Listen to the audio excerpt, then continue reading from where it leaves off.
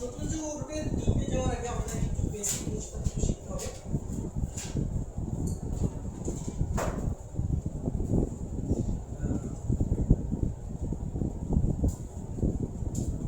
প্রথমে আমরা এখানে শিখবো একটা হচ্ছে সল্ট বলতে সিম্পল সল্ট।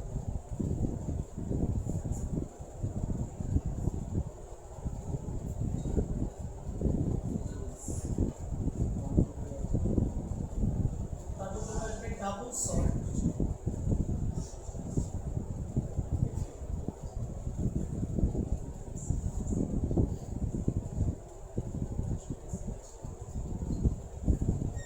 এরপরে তোমার আসবে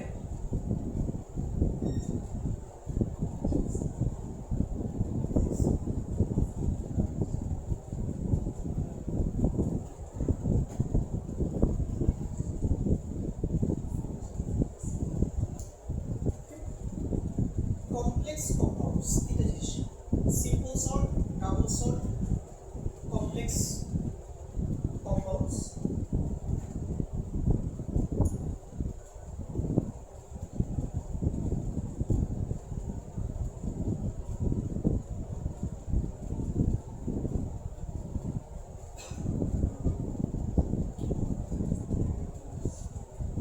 এই ডাবল সল্ট এবং কমপ্লেক্স কম্পাউন্ডসকে আবার তোমার বলা হয় অ্যাডিশন কম্পাউন্ড।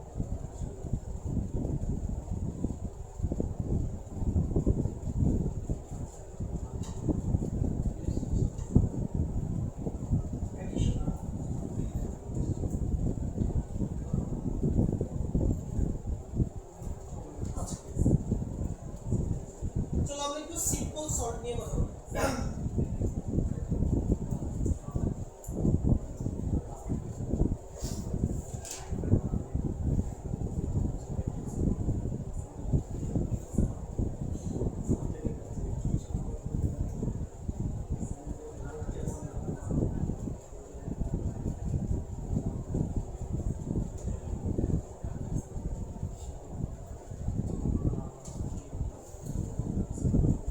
সিম্পল সল্ট কিভাবে তৈরি হয়? আমরা একটা অ্যাসিড নিলাম, আমরা হাইড্রোক্লোরিক অ্যাসিড, একটা ক্ষার আমরা নিলাম সোডিয়াম হাইড্রোক্সাইড। এরা দুজন বিক্রিয়া করে কি তৈরি করবে? সোডিয়াম ক্লোরাইড এবং পানি তৈরি করবে। তাহলে এই সোডিয়াম ক্লোরাইডকে আমরা বলবো সিম্পল সল্ট।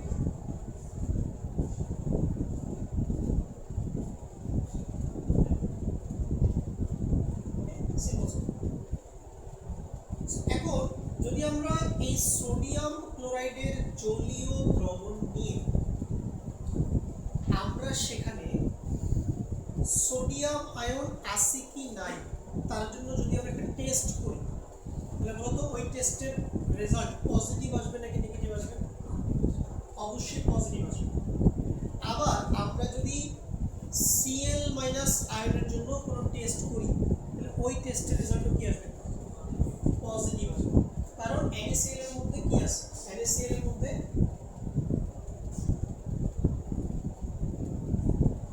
Na পজিটিভ আছে, কি আছে?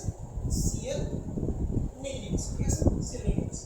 ওকে, তাহলে যে কোনো সিম্পল সল্ট, এটা সোডিয়াম ক্লোরাইড হতে পারে, এটা তোমার পটাশিয়াম সালফেট হতে পারে, এটা সোডিয়াম নাইট্রেট হতে পারে, এটা সোডিয়াম কার্বনেট হতে পারে, এটা ফেরিক ক্লোরাইড হতে পারে, ঠিক আছে? এগুলো হচ্ছে সবই কি, এই সবগুলো হচ্ছে কি সিম্পল সল্টের অন্তর্ভুক্ত, যে অ্যাসিডকার বিক্রিয়া করে এই লবণগুলো উৎপন্ন হবে এবং এই লবণগুলোর জলীয় দ্রবণে আমরা যদি ক্যাটায়নের জন্য কোনো টেস্ট চালাই, তাহলে টেস্টের রেজাল্ট পজিটিভ আসবে। আবার যদি আমরা অ্যানায়নের জন্য কোনো টেস্ট চালাই, তাহলেও টেস্টের রেজাল্ট কি আসবে? পজিটিভ আসবে। আচ্ছা, ঠিক আছে, খুব সিম্পল জিনিস। এখন সিম্পল সল্ট আমাদের গেল, সিম্পল সল্টের পরে আমাদের কি আসবে বলো? কি আসবে? Double salt. এই ডাবল সল্ট জিনিসটা কি?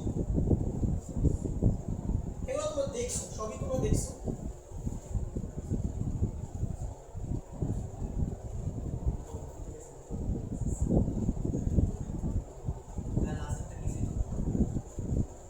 লাস্ট একটা ছিল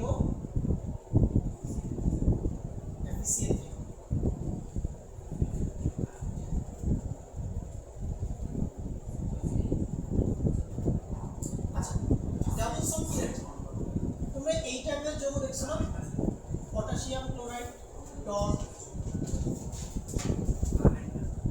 MgCl2 ডট মনে করো 6 অণু পানি।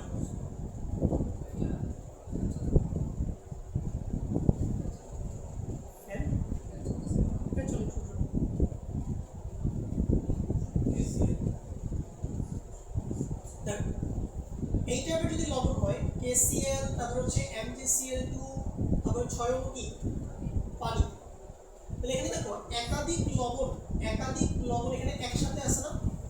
যদি একাধিক লবণ একসাথে থাকে এবং সেখানে যদি তোমার কিছু কেলাস পানি থাকে, এই টাইপের লবণকে আমরা কি বলি? Double salt. মানে এখানে দুইটা সল্ট একসাথে আছে, KCl এবং MgCl2। এটার একটা নাম আছে, এটাকে বলে কার্নালাইট।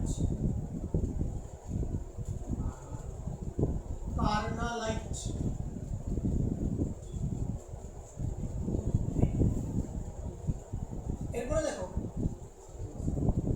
আমাদের এরকম একটা যোগ নেই, পটাশিয়াম সালফেট ডট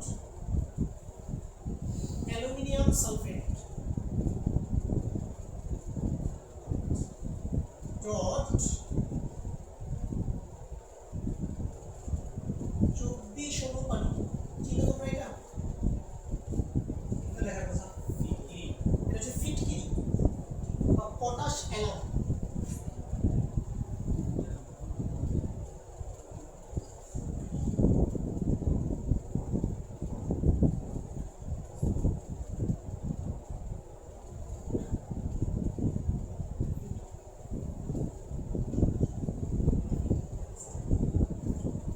দেখো এখানেও দুটো সল্ট একসাথে আছে না, পটাশিয়াম সালফেট এবং অ্যালুমিনিয়াম সালফেট। মানে দুটো সিম্পল সল্ট একসাথে আছে এবং সেখানে কিছু কেলাস পানি আছে, 24 অণু পানি আছে। তো এটাকে আমরা কি বলবো? Double salt.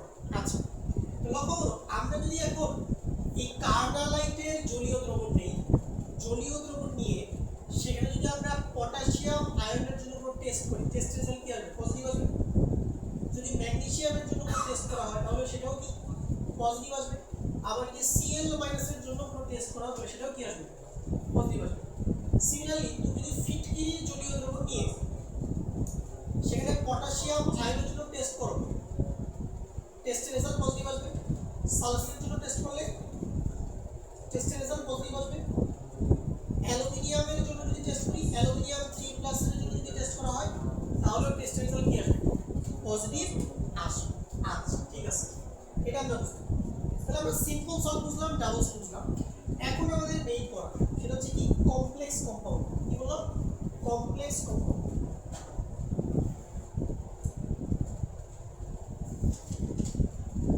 কমপ্লেক্স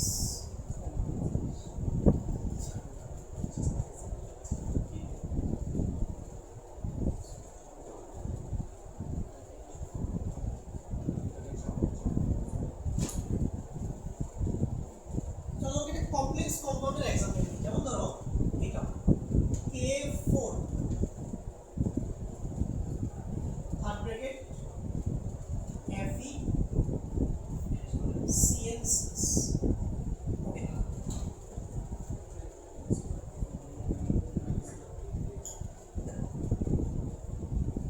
এটা হচ্ছে একটা জটিল যৌগ বা এটা হচ্ছে একটা কমপ্লেক্স কম্পাউন্ড। দেখো এই যৌগটাকে তুমি যদি পানিতে নাও, কি নাও? কোথায় নাও? পানি।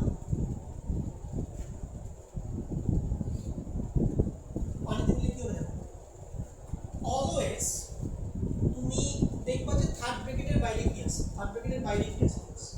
থার্ড ব্র্যাকেটের কাহিনীতে আমরা পরে আসতেছি। থার্ড ব্র্যাকেটের বাইরে কি আছে? থার্ড ব্র্যাকেটের বাইরে তোমার পটাশিয়াম আছে কয়টা? 4টা। তুমি এইভাবে লিখতে পারবা যে K+ কয়টা? 4টা। আচ্ছা ঠিক আছে, তাহলে দেখো মোট কয়টা পজিটিভ চার্জ এখানে? 4টা পজিটিভ চার্জ। তাহলে এই যে তোমার থার্ড ব্র্যাকেটটা আছে, তোমাদের থার্ড ব্র্যাকেটটা আছে,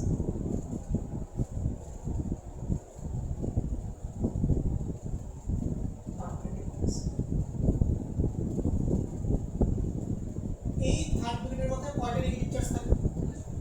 4টা। আর যতটা পজিটিভ ততটা কি? আচ্ছা ভালো কথা, এটা বুঝলাম। এখন শুনো,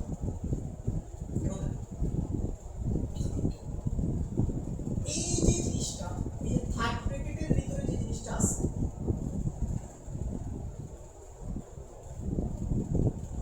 পুরো জিনিসটা FeCN6 মাথায় চার্জ কত 4 মাইনাস, এই পুরো জিনিসটা কিন্তু এখন একটা সিঙ্গেল পরমাণুর মতো আচরণ করবে বা একটা সিঙ্গেল এন্টিটির মতো আচরণ করবে। মানে এখানে আয়রনকে আলাদাভাবে বিবেচনা করার কোনো সুযোগ নাই এবং এখানে সিএন কে আলাদাভাবে বিবেচনা করার কোনো সুযোগ নাই। অর্থাৎ এক্ষেত্রে আয়রন তার নিজের ধর্মগুলো শো করবে না, সিএন তার নিজের ধর্মগুলো শো করবে না, কারণ Fe আর সিএন মিলে এই আয়নটা গঠিত হয়েছে। এই আয়নটা এখন একটা সিঙ্গেল পরমাণু বা সিঙ্গেল এন্টিটির মতো বিহেভিয়ার দেখাবে। কথাটা বুঝতে পারছো কি? ওকে, অর্থাৎ অর্থাৎ দেখো এইখানে সিএন, বলো তো সিএন কিভাবে থাকে? সিএন কিভাবে থাকে? সিএন মাইনাস হিসেবে থাকে না এটা? সিএন মাইনাস, হ্যাঁ, এটাকে বলে সায়ানাইড। এটা কি সায়ানাইড? ওকে, তোমরা অপশন অফ পটাশিয়াম সায়ানাইড খুব বিষাক্ত পদার্থ, মানে এটা জাস্ট তুমি ইনহেল করলে সাথে সাথে তুমি মারা যাবে। দেখো সিএন মাইনাস, তাহলে আমাকে বলো এখানে সিএন কয়টা আছে? সিএন কয়টা আছে? 6টা। তাহলে একটা সিএন এর মাথায় একটা মাইনাস, তাহলে 6টা সিএন এর মাথায় 6টা মাইনাস। তাহলে বলো টোটাল মাইনাস চার্জ কত? -6, ঠিক আছে? -6 কি বুঝো? -6। ওকে, এরপরে আমারে বলো পুরো থার্ড ব্র্যাকেটের মাথায় চার্জ কত? 4টা মাইনাস, 4টা মাইনাস। তাহলে সিএন এর টোটাল চার্জ হচ্ছে -6। তাহলে আয়রনে অবশ্যই কত হওয়া লাগবে বলো? +2। কত হওয়া লাগবে? +2। তাহলে বলে +2 আর -6 ব্যালেন্স হয়ে কত হয়? 4 মাইনাস। তার মানে এখানে আয়রনের জারণ অবস্থা হচ্ছে যে +2। কিন্তু মজার ব্যাপার হচ্ছে তুমি যদি এখন এই যৌগটা জলীয় দ্রবণে Fe2+ এর জন্য কোনো পরীক্ষা চালাও, কোনো টেস্ট, যে Fe2+ আছে কি নাই, তার জন্য তুমি যদি কোনো টেস্ট চালাও, ওই টেস্টের রেজাল্ট নেগেটিভ আসবে। কি আসবে? নেগেটিভ আসবে। কেন? কারণ এখানে মুক্ত Fe2+ এর কোনো অস্তিত্ব এখানে নেই। Fe2+ আয়নগুলা সায়ানাইড আয়নের সাথে একত্রিত হয়ে এই জটিল আয়নটা কি করছে? গঠন করছে, এবং এই জটিল আয়নটার ধর্ম সম্পূর্ণ কি আলাদা। বুঝতে পারছো? আলাদা। এটাকে যৌগমূলক বলা যাবে না, এটাকে বলবো কমপ্লেক্স আয়ন বা জটিল আয়ন বলা যাবে। ঠিক আছে, এটা হচ্ছে জটিল আয়ন।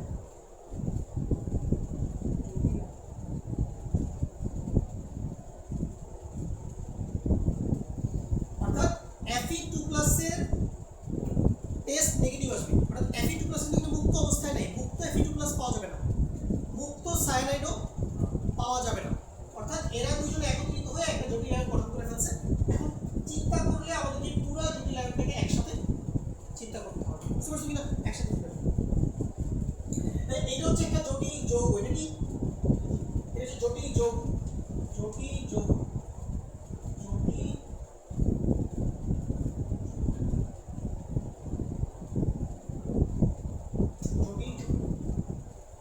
এটা জটিল যৌগ আর এটা জটিল। ঠিক আছে,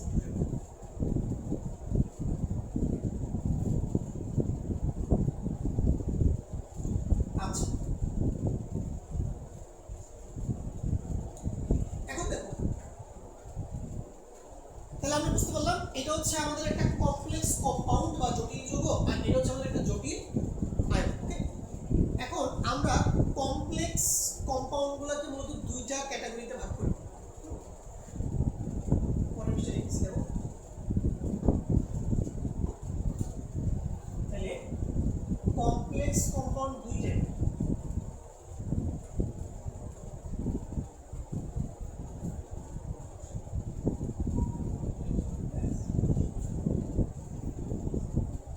দুই ধরনের।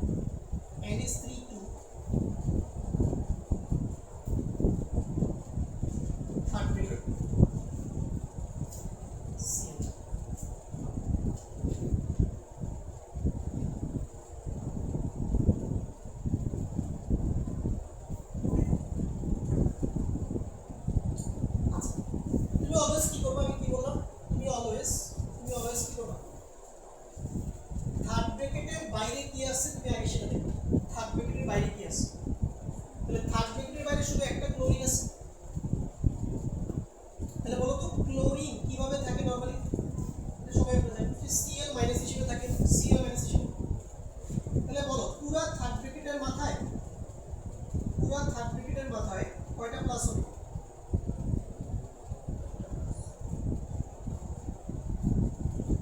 একটা প্লাস হবে না, একটা প্লাস হবে, একটা প্লাস, যতটা মাইনাস ততটা প্লাস, ঠিক আছে। এখন চলো একটু ভিতরে আসি, বলো অ্যামোনিয়া হচ্ছে নিরপেক্ষ যৌগ না? আমরা জানি যে কোনো নিরপেক্ষ যৌগের টোটাল চার্জ কত হয়, শূন্য না? তাহলে অ্যামোনিয়ার তো কোনো চার্জ নাই, আছে কোনো চার্জ? অ্যামোনিয়ার কোনো চার্জ নাই। তাহলে অ্যাকচুয়ালি এইখানে যে পজিটিভ চার্জটা আছে এটা মূলত কার মাথায় আছে, সিলভারের। কার মাথায় আছে, সিলভারের। এগুলো বের করে বেশ শিখতে হবে যে কোন পরমাণুর মাথায় কতটুকু চার্জ প্লাস। আচ্ছা তাহলে এখন বল এখানে থার্ড ব্র্যাকেটের মাথায় পজিটিভ কিনা বলো। যদি থার্ড ব্র্যাকেটের মাথায় পজিটিভ চার্জ থাকে তখন এই কমপ্লেক্সকে কি বলে, ক্যাটায়নিক কমপ্লেক্স। যদি থার্ড ব্র্যাকেটের মাথায় পজিটিভ চার্জ থাকে তাহলে ওই ধরনের জটিল আয়নকে বলে ক্যাটায়নিক কমপ্লেক্স, ঠিক আছে, ক্যাটায়নিক কমপ্লেক্স। আচ্ছা এবার চলো আমরা অ্যানায়নিক কমপ্লেক্স নিয়ে আরেকটা কাজ করি। যেমন দেখো কি বলে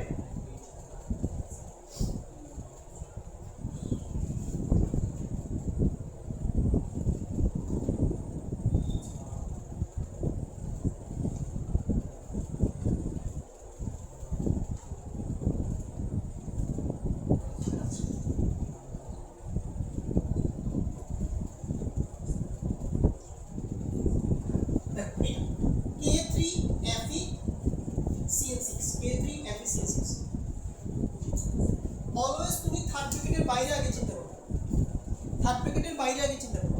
তাহলে থার্ড ব্র্যাকেটের বাইরে পটাশিয়াম আছে কয়টা, বলো কয়টা? পটাশিয়াম কিভাবে থাকে, K প্লাস। কয়টা আছে, তিনটা K প্লাস। তাহলে থার্ড ব্র্যাকেটের মাথায়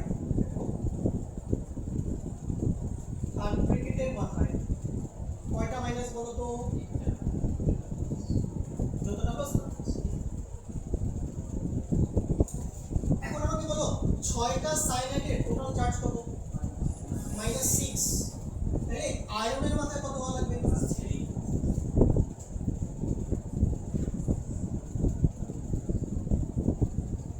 তাহলে এবার দেখো থার্ড ব্র্যাকেটের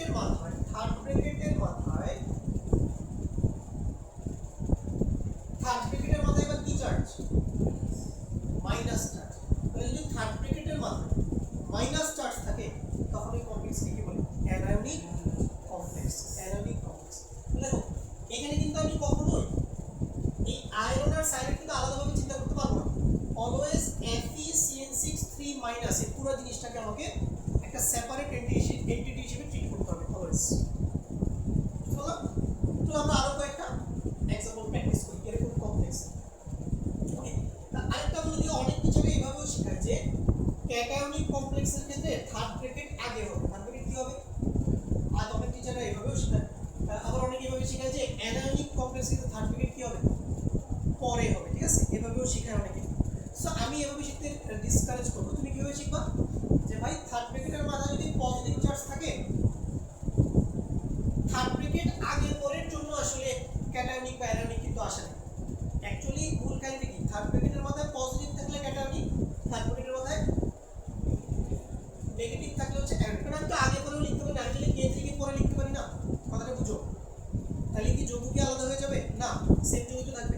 সো এই জন্য থার্ড ব্র্যাকেট আগে পরে বলাটা ঠিক না, ঠিক আছে, আমরা প্লাস মাইনাস অলওয়েজ। তাহলে তোমার যে কোনো কমপ্লেক্স দেখলে এটা কি ক্যাটায়নিক নাকি অ্যানায়নিক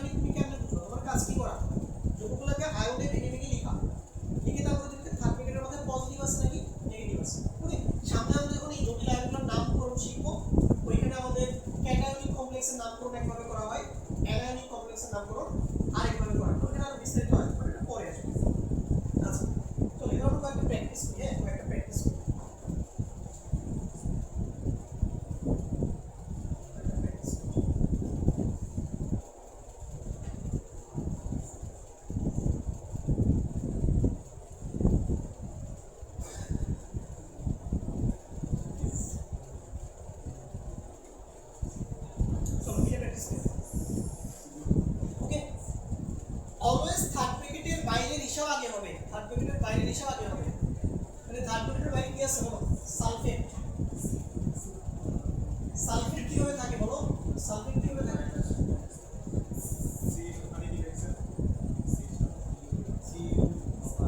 কপার কপার কপার শোনা যায় ভাই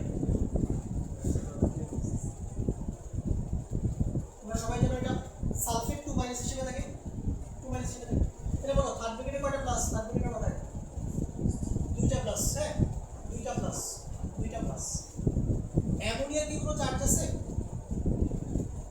নাই তাহলে অ্যামোনিয়ার চার্জ হচ্ছে 0 তাহলে কপারে থাকবে কত এটা ঠিক আছে তাহলে বলো এটা কি ক্যাটায়নিক কমপ্লেক্স হবে নাকি অ্যানায়নিক কমপ্লেক্স হবে ক্যাটায়নিক কমপ্লেক্স এটা হবে ক্যাটায়নিক কমপ্লেক্স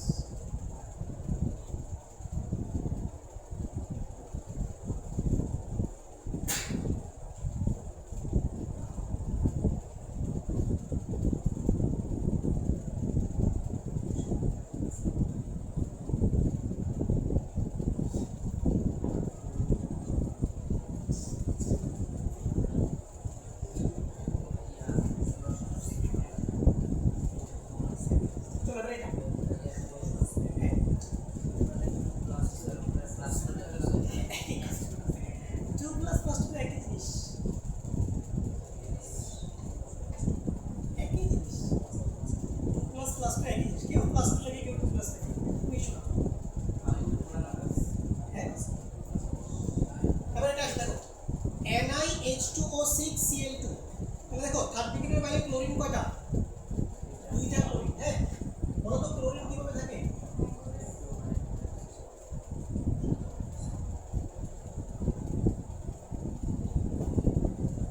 Cl মাইনাস হিসেবে থাকে বাট এরকম Cl মাইনাস কয়টা পাবো আমরা দুইটা পাবো তাহলে এখানে কয়টা প্লাস দুইটা প্লাস আচ্ছা বলো তো পানিও কি একটা নিরপেক্ষ যৌগ না পানিও একটা নিরপেক্ষ যৌগ তাহলে পানিরও কিন্তু কোনো চার্জ থাকবে না তাহলে পানির চার্জ শূন্য তাহলে নিকেলের হবে প্লাস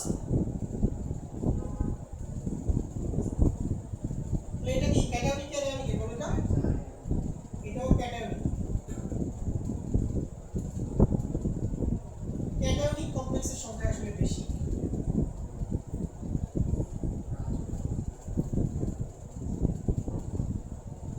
এটা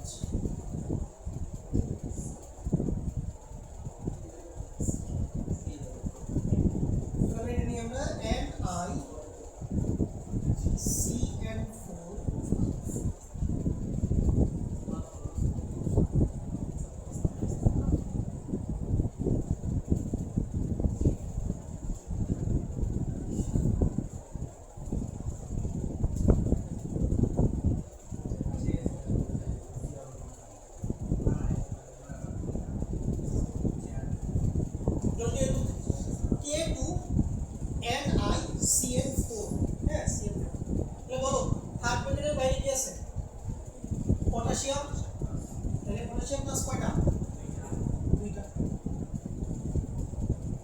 তাহলে থার্ড ব্র্যাকেটের মাথায়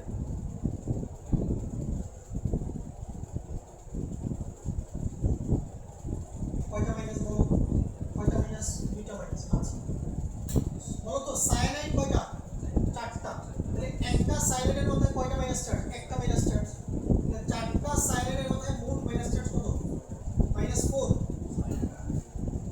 -4 তাহলে বলো নিকেল কত লাগবে +2 তাহলে বলো থার্ড ব্র্যাকেটের মধ্যে নেগেটিভ চার্জ থার্ড ব্র্যাকেটের মধ্যে নেগেটিভ তাহলে কোন ধরনের কমপ্লেক্স অ্যানায়নিক কমপ্লেক্স এটা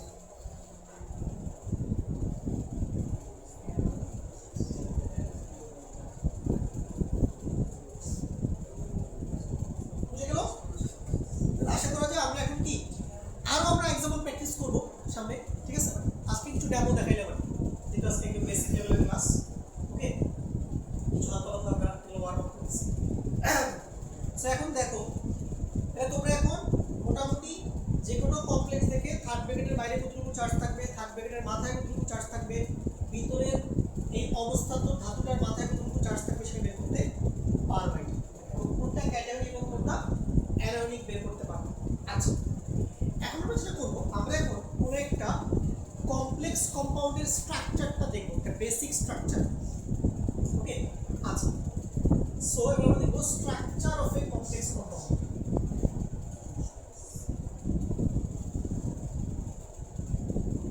স্ট্রাকচার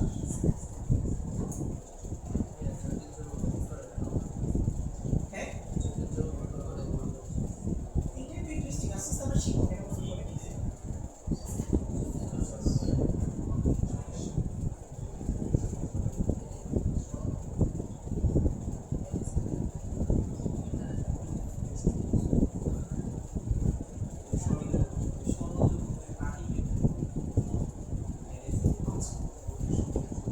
চলো আমরা একটা কমপ্লেক্স কম্পাউন্ড নিব নিয়ে আমরা স্ট্রাকচারটা বোঝার চেষ্টা করব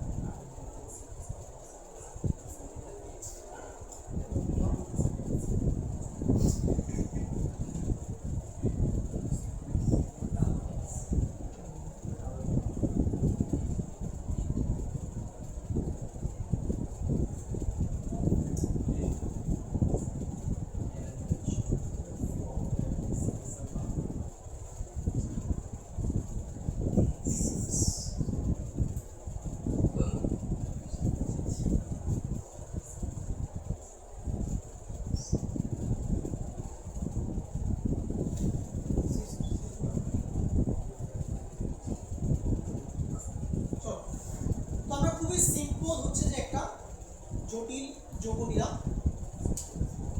আমরা একটু এই জটিল যৌগটা গঠনটা একটু বোঝার চেষ্টা করছি কিভাবে জটিল আয়নটা তৈরি হলো বা এখানে ক্রোমিয়ামকে কি বলে পানিকে কি বলে ক্লোরিনকে কি বলে ঠিক আছে এগুলোর নামগুলো একটু দেখে আচ্ছা দেখেন আগে আমাকে বলো আগে আমরা জিনিসটাকে ভাঙি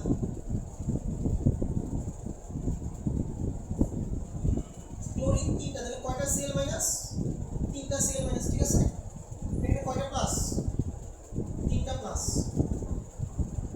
এখানে ক্রোমিয়ামে কি থাকবে বলো +3 চার্জ পানির তো কোনো চার্জ নাই 0 চার্জ ঠিক আছে তাহলে আমরা ভেঙে ফেলব ফার্স্ট আচ্ছা প্রথমে আসো এইখানে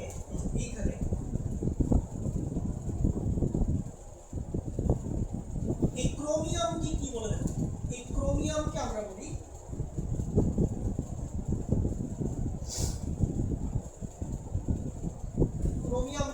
কি সেন্ট্রাল মেটাল আয়ন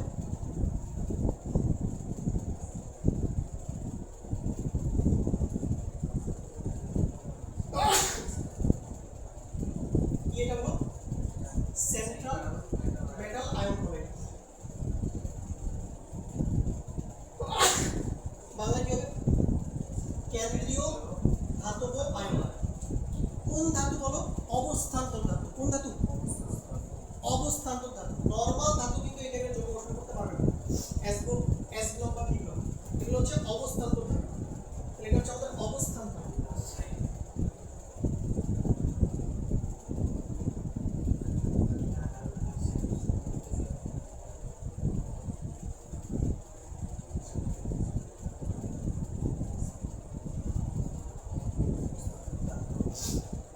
আচ্ছা এটা বুঝছি।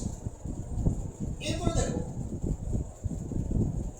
বাইরে যে Cl মাইনাসটা আছে, বাইরে যে Cl মাইনাসটা আছে এইটাকে তোমার কি, এটাকে তোমার বলে, এটাকে তোমার বলে, এটাকে তোমার বলে, এটাকে তোমার বলে কাউন্টার আয়ন। এটাকে বলে কাউন্টার আয়ন। কি বলে কাউন্টার আয়ন, বলে কাউন্টার আয়ন।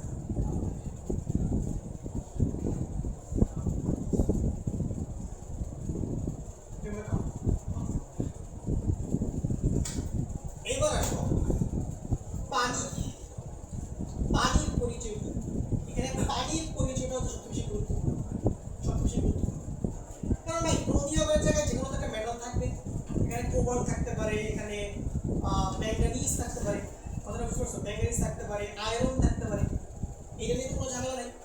কোনো একটা অবস্থান্তর ধাতু এখানে থাকবে, বাইরে একটা কাউন্টার আয়ন থাকবে, ওকে। বাট ভিতরে দেখো, ভিতরে এই যে পানি, এই পানির একটা পরিচয় আছে। এখান থেকে আমাদের অ্যাকচুয়াল পড়াশোনা স্টার্ট। এই পানিকে তোমার বলা হয়, দেখো এই পানিকে তোমার বলা হয় লিগেন্ড। নতুন শব্দ আমরা পাই।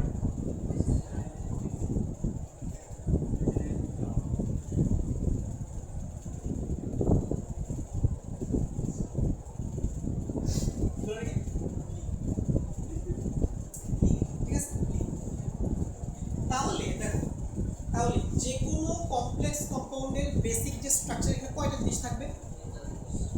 তিনটা জিনিস থাকবে। এই থার্ড ব্র্যাকেটের ভিতরে কে কে থাকবে? থার্ড ব্র্যাকেটের ভিতরে দুটো জিনিস থাকবে। একটা হচ্ছে সেন্ট্রাল মেটাল আয়ন থাকবে, আর তার সাথে কিছু লিগেন্ড থাকবে, তার সাথে কিছু লিগেন্ড থাকবে। সবসময় যে শুধু পানিই থাকবে এমন না বিষয়টা। দেখো পানি টোটাল কয়টা আছে? 6টা। এমন হতে পারে পানি আছে 4টা, অ্যামোনিয়া আছে 2টা, এরকম হতে পারে। পানি আছে 5টা, ব্রোমিন আছে 1টা, এরকম হতে পারে। অর্থাৎ একই টাইপের লিগেন্ডও ভিতরে থাকতে পারে, একই টাইপের লিগেন্ডও ভিতরে থাকতে পারে, আবার ডিফারেন্ট ডিফারেন্ট টাইপের লিগেন্ডও ভিতরে থাকতে পারে। প্রত্যেক কথা ভিতরে লিগেন্ড থাকে। কয়টা লিগেন্ড থাকবে? কয়টা লিগেন্ড থাকবে এটা ফিক্স না। এটা 2টা থাকতে পারে, 4টা থাকতে পারে, 6টা থাকতে পারে, কথা বলতে ওটা আলোচনা আস্তে আস্তে আসবে। বাট ভিতরে কি থাকবে? কিছু লিগেন্ড থাকবে। তাহলে অবস্থান্তর ধাতুর একটা আয়ন থাকবে,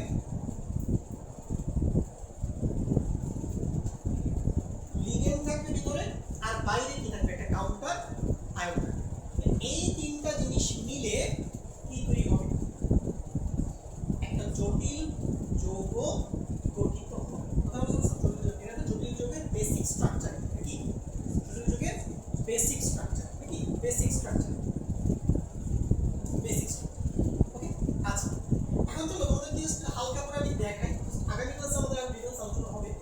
তো এখন তোমাকে দেখাই যে কিভাবে আসলে এই সেন্ট্রাল আয়ন লিগ্যান্ডের সাথে যুক্ত হয়ে এই জটিল আয়নটা কি করে তৈরি করে, সেটা আমি তোমাদেরকে এখন দেখাচ্ছি। লিগ্যান্ডের বাংলা, এর কোনো বাংলা নেই, এটাকে লিগ্যান্ডই বলে। কাউন্টার মানে এই পজিটিভ চার্জকে ব্যালেন্স করার জন্য কিছু নেগেটিভ আয়ন লাগবে না? কাউন্টার মানে কি? যে তোমাকে বাধা দিবে, মানে তুমি তো নিজে পজিটিভ, তাহলে তোমাকে ব্যালেন্স করার জন্য, তোমাকে নিউট্রালাইজ করার জন্য, তোমাকে নিউট্রালাইজ করার জন্য কিছু নেগেটিভ আয়ন লাগবে না? এটা থেকে হচ্ছে কাউন্টার আয়ন না অপোজিট আয়ন। দেখো বুঝছি ভাই না?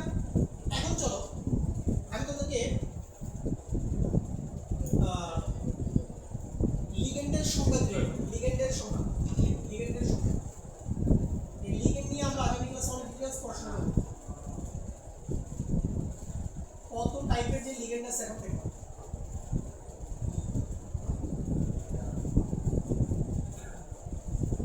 Ligand, ligand.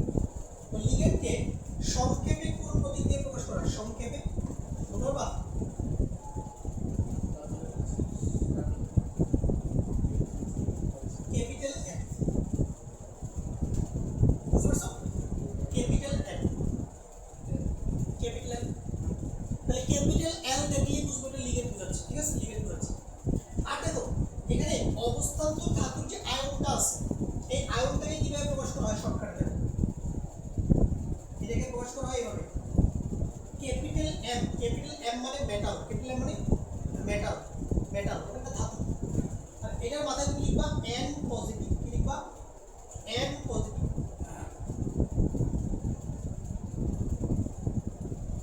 এন পজিটিভ মানে কি বলবো? মানে এই ধাতুটার মাথায় এন সংখ্যক পজিটিভ চার্জ আছে, ঠিক আছে? কারণ পজিটিভ চার্জ দুইটা থাকতে পারে, তিনটা থাকতে পারে, কথা বুঝতে পারছো? একটাও থাকতে পারে, এই জন্য আমি এভাবে লিখে থাকি। তাহলে এখন থেকে আমি মাঝে মাঝে ক্যাপিটাল এল ওয়ার্ডটা ইউজ করব, হ্যাঁ? এটা বুঝবা যেটা লিগেন্ড বোঝাচ্ছে।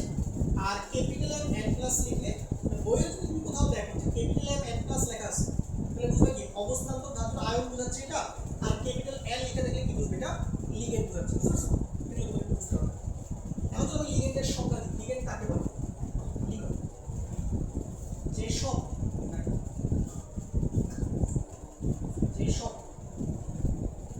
আয়ন, যেসব আয়ন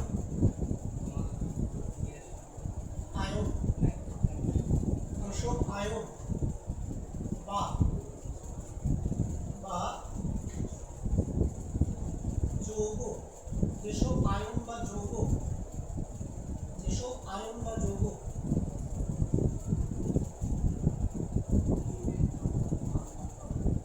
মুক্তজোড় ইলেকট্রন ডোনেট করতে পারে, মুক্তজোড় ইলেকট্রন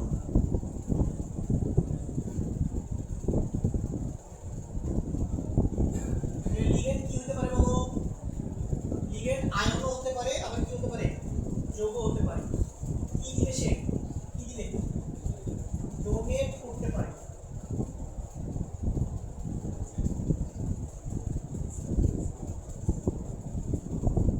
ডোনেট করতে পারে তাদের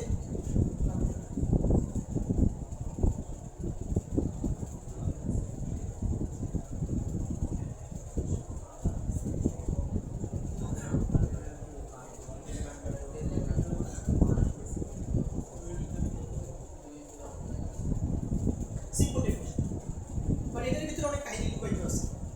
তাহলে যেসব আয়ন বা কি যৌগ, আয়ন বা যৌগ মুক্তজোড় ইলেকট্রন ডোনেট করতে পারে, তাদের কি লিগেন্ড বলা হয়। এক্সাম্পল দিই কয়েকটা। এক্সাম্পল যেমন দেখো সিএন মাইনাস, সিএন মাইনাস, দেখো এটা কি? সিএন মাইনাস, এটা হচ্ছে সায়ানাইড, এটা কি? Cyanide, CN minus. তারপরে তোমার আছে OH মাইনাস, কি আছে? OH minus, OH minus. তারপরে আছে দেখো Cl minus, Cl minus, Br minus, কি আছে? Br minus. তাহলে দেখো যে কোনো নেগেটিভ আয়ন যদি হয়, যে কোনো নেগেটিভ আয়ন যদি হয়, সবাই নেগেটিভ আয়ন মানে কি? তার কাছে ইলেকট্রন বেশি আছে, তার কাছে ইলেকট্রন বেশি আছে, তার মানে সে কিন্তু তার ইলেকট্রনগুলো কোন একটা ধাতু বা আয়নকে দিতে পারবে, ঠিক আছে? দিতে পারবে। আচ্ছা তারপরে কি আছে দেখো, তারপর আছে CO, CO আছে, অ্যামোনিয়া আছে, পানি আছে। তুমি এই দুজনকে সবচেয়ে বেশি দেখবা তোমাদের মেইন বইয়ে যতগুলো উদাহরণ আছে না, এই তিনজনকে, এই যে CN বেশি দেখবা, অ্যামোনিয়া বেশি দেখবা, পানি বেশি দেখবা, এই তিনজনের ব্যবহার সবচেয়ে বেশি। তারপরে দেখো, তারপর আরো আছে যেমন O2 মাইনাস, O2 মাইনাস। তারপরে আছে দেখো NO পজিটিভ, NO পজিটিভ এটা। তারপরে তোমার আছে CNO মাইনাস, ঠিক আছে? CNO minus.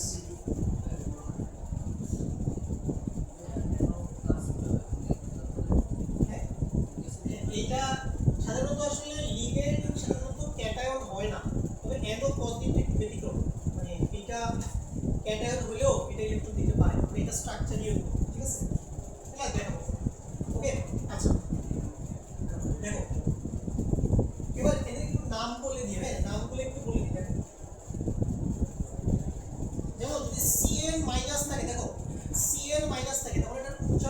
সায়ানো উচ্চারণ হবে সায়ানো, উচ্চারণ শিখতে হবে সায়ানো সায়ানো। দেখো সায়ানো OH মাইনাস থেকে উচ্চারণ হবে হাইড্রোক্সো হাইড্রোক্সো।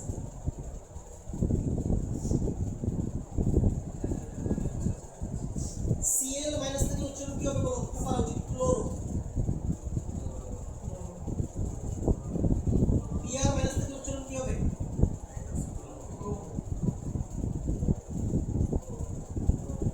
CO থাকলে উচ্চারণ হবে কার্বনিল, উচ্চারণ হবে কার্বনিল। দেখো এটা কি কোনো আয়ন? না, এটা কিন্তু একটা যৌগ, কার্বন মনোক্সাইড CO, এটাকে আমরা উচ্চারণ করি কার্বনিল।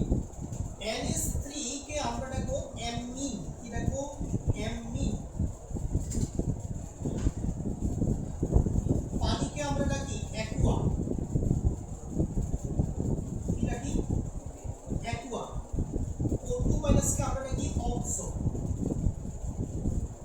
অক্সো।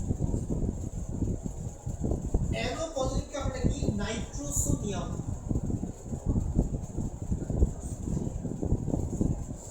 নাইট্রোসোনিয়াম।